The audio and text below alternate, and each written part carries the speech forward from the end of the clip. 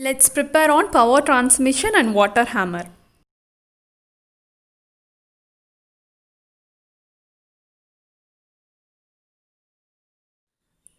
So before going into the hydraulic transmission of power, so there is a left out topic here, that is the flow through siphon pipe. So we have already seen about the siphons now. So when here two reservoirs are given, one is at a higher level and another one is at a lower level. Okay, so we are connecting these two reservoirs with the siphon pipe. So the siphon pipe, the top portion we call it as the summit point, and we generally draw HGL, that is hydraulic gradient line, and total energy line. No? So similarly, when you draw the lines for these two reservoirs, the line you will be getting like this inclinedly.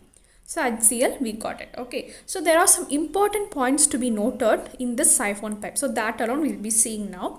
So here this siphon actually cuts the HGL at 2 points. So here and here it cuts. So it separates the HGL siphon pipe above the HCl and below the HCl.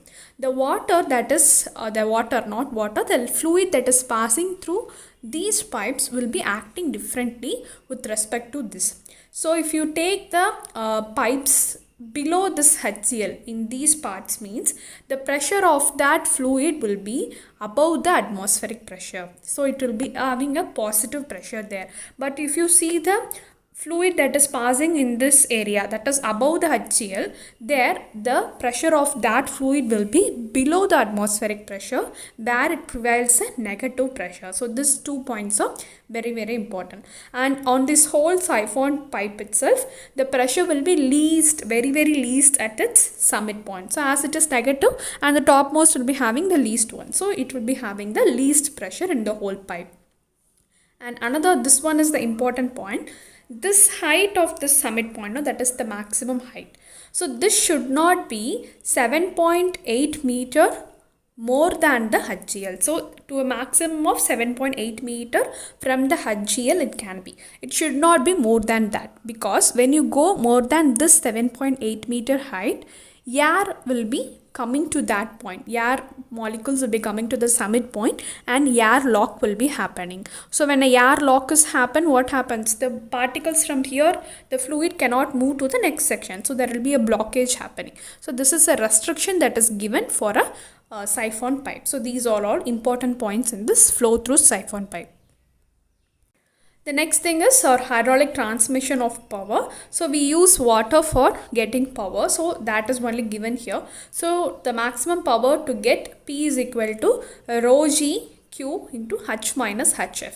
So rho is density, G we know it's acceleration due to gravity, Q is the discharge of the fluid, H is the total head at the entrance, so where they are releasing the water, and HF is the head loss in the pipe. So there will be some head loss happening now. So we have already seen about the head loss and all. So that head loss is HF.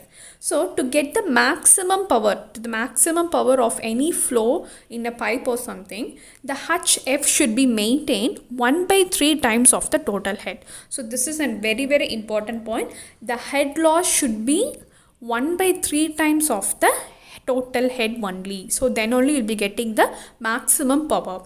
So the efficiency of the power transmission formula is H minus HF by H. So at this point, that is at the maximum power, HF is equal to H by 3. If you calculate the efficiency, means it will be 2/3. So you can substitute this value, HF is equal to H by 3 here. So you'll be getting 2/3 as the value, which is 66.7%. So this is the condition for your maximum power and the efficiency for that. The next thing is the flow through nozzle.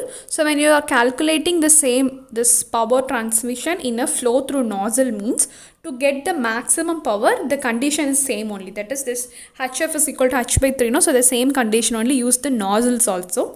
And if you want to find the diameter of the pipe that you are using for this orifice, means then you have to go for this formula. Capital A by A is equal to root of 8 FL by D. It's 8. F, you know, it's a friction factor. Capital A is the area of the pipe and small a is the area of the nozzle, and this D is the diameter of the pipe. Okay, so from this, if you calculate the small d, that is the diameter of your nozzle, means it will be equal to d power 5 by 8 FL the whole power 1/4. So this, I think they have asked once in exams, so this is also important.